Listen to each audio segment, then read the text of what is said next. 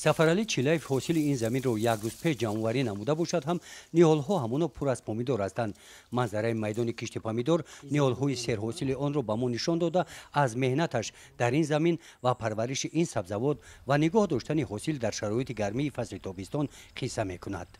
امسال دو نوع پامیدور من کش کردم. یکی نامش والورین، دیگری لاجئین. واسه در دست من حاصل پامیدوری لاجئین است. حاصل نوکیش به نهایت بلند، صفتاً هم پامیدوری خوب است. حاصل نوکی دو برابر نسبت به والورین زیادتر است.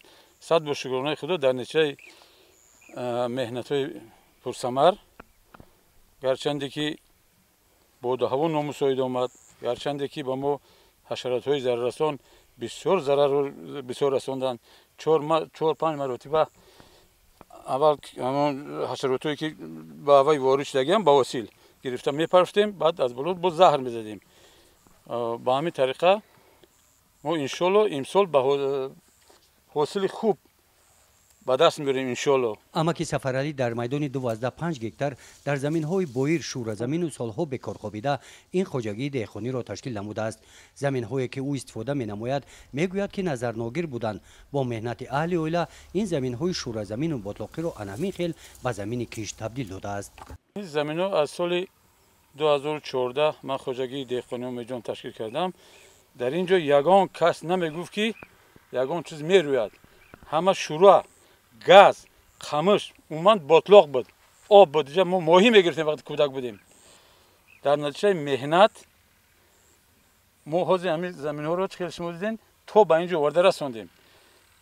و خدا با ما قوت دهد. انشالله حرکت میکنیم از این هم بهتر کنیم و حاصل‌های خوب به دست آوریم.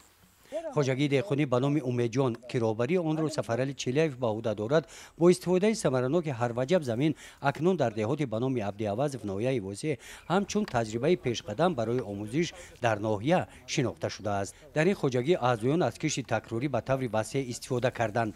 بعد جمع‌آوری حاصل اول زمین در این زمین در مساحت 80 سوتق کشت پولیزی گذراندند. زمین منبع درآمد بودجه این اویلا است.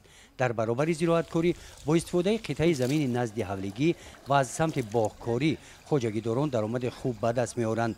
زیاده از 400 نهال میوه دهنده، انگور، سیب، چهارمغز، آلو، شفتالو همه روزه صدها کیلوگرم همین گونه میوه‌های از لحاظ اکولوژی تازه به بازار استعمالی ناحیه از همین زمین وارد می‌گردند. گزارش خواجه نظریف خدای نظر ظهوروف از ناحیه واسع برای برنامه اطلاعاتی نوید.